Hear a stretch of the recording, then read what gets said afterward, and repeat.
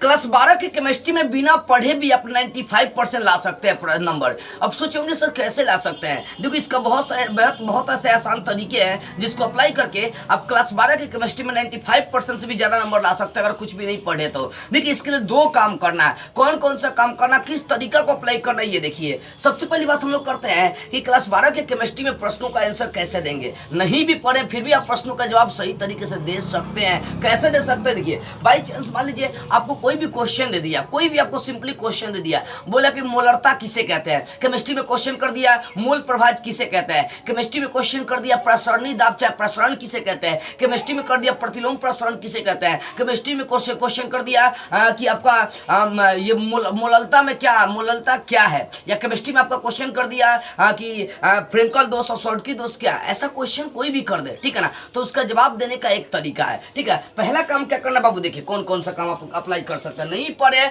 उससे बढ़िया ये तरीका आपका है। देखो प्रश्न का शुरुआती लाइन पर आपको ध्यान देना है, अब बस अंतिम वाली लाइन पर ध्यान देना है। दो काम करना है। आपका क्वेश्चन कर दिया फ्रेंकल दोष किसे कहते हैं। फ्रेंकल दोष किसे कहते हैं, इसका आंसर लिखेंगे ऐसे कि फ्रेंकल दोष उसे कहते हैं। आप बीच में आप कुछ भी वर्ड भरिए, केमिस्ट्री वाले ही वर्ड भर सकते हैं, हाइड्रोजन हीलियम लिथियम कोई भी संकेत लिखकर अंत में 2-3 लाइन लिखने के बाद लिखेंगे इसे ही फ्रेंकल दोष कहते हैं। देखो ये आपका क्या है, सिंपल तरीका। एग्जाम में प्रश्नों को छोड़कर आने से 50 गुना आपका बेहतर है कि उसका जवाब देकर है। क्योंकि देखो एग्जामिनर जो कॉपी चेक करता है उसको पर कॉपी चेक करने के लिए बहुत ज्यादा पैसे मिलते हैं और वो चाहता है कि ज्यादा से ज्यादा कॉपी चेक कर सके और ज्यादा से ज्यादा वो पैसे कमा सके। और बात आपके लिए यहाँ पर ये होती है कि एग्जामिनर जो होता है वो आपकी पूरी कॉपी को जज नहीं करता, वो प्रश्न का जो आंसर होता है वो शुरुआती और अंतिम लाइन में टच करता है। क्वेश्चन कर दिया फ्रेंकल दोष किसे कहते हैं तो लिखेंगे फ्रेंकल दोष उसे कहते हैं। आप बीच में 2-3 लाइन कुछ भी भरिए और अंत में लिखेंगे इसे ही फ्रेंकल दोष कहते हैं। देखिए एग्जामिनर का शुरुआत में फ्रेंकल दोष उसे कहते हैं, अंत में इसे फ्रेंकल दोष कहते हैं। तो भैया एग्जामिनर इसी पर तो ध्यान देता है, बस है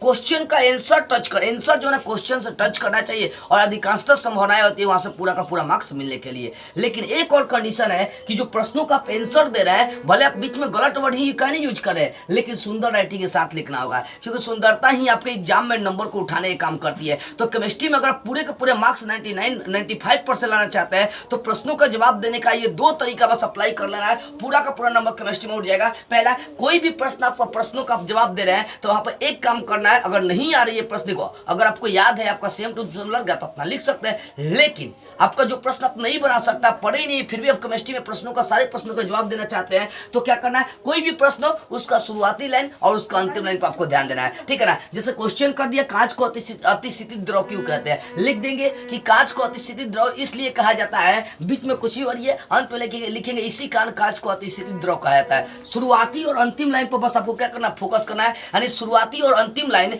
प्रश्न आंसर जो ना प्रश्न से टच करना चाहिए, बीच में कुछ भी भरिए लेकिन सुंदर राइटिंग के साथ ऐसा लिखना है। और ऐसा करते हैं ना पूरे के पूरे आपको केमिस्ट्री में पूरा नंबर मिल जाएंगे।